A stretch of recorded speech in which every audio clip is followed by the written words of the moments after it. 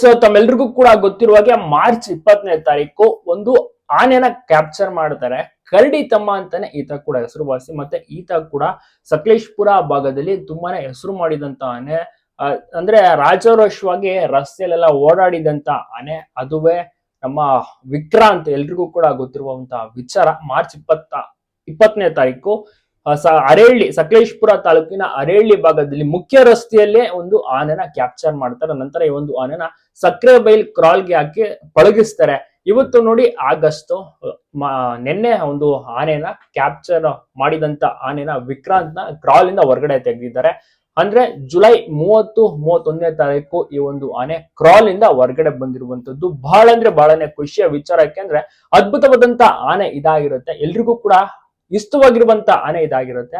ಸದ್ಯಕ್ಕೆ ಈ ಒಂದು ಆನೆಗೂ ಕೂಡ ಒಂದು ಸ್ಪೆಷಲ್ ಆಗಿರುವಂತ ವಿಶೇಷವಾದಂತ ಹೆಸರನ್ನು ಕೂಡ ನಾಮಕರಣ ಮಾಡ್ತಾರೆ ಸಕ್ರಿಯ ಬೈಲಿನಲ್ಲಿ.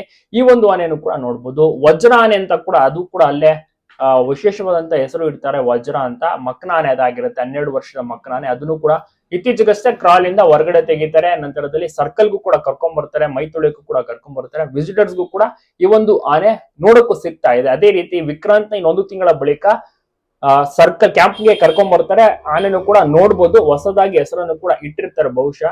ಇನ್ನ ಜೊತೆಗೆ ಈಗ ಮೊನ್ನೆ ತಾನೇ ಹಿಡಿದಂತ ಒಂದು ಬಾಳೆಹೊನ್ನೂರು ಭಾಗದಲ್ಲಿ ಹಿಡಿದಂತ ಆನೆನು ಕೂಡ ಸಕ್ರೆಬೈಲ್ ಕ್ರಾಲ್ ನಲ್ಲೇ ಇದೆ. ನೆಕ್ಸ್ಟ್ ಇನ್ನ ಅಡ್ಕ ಬಡ್ಕ ರಿಲೀಸ್ ಆಗ್ಬೇಕು, ಬಹುಶಃ ಅದು ಕೂಡ ಮುಂದಿನ ತಿಂಗಳು ರಿಲೀಸ್ ಆಗುವಂತ ಸಾಧ್ಯತೆ ಇದೆ. ನೋಡಿ, ಒಂದು ಸಕಲೇಶ್ಪುರ ಭಾಗದಲ್ಲಿ ಹಿಡಿದಂತ ಆನೆಗಳು, ಒಳ್ಳೊಳ್ಳೆ ಆನೆಗಳು ಸಕ್ರೆಬೈಲಲ್ಲೂ ಕೂಡ ಮಿಂಚ್ತಾ ಇದಾವೆ. ಮುಂಚೆಯಿಂದಲೂ ಕೂಡ ಅಷ್ಟೇನೆ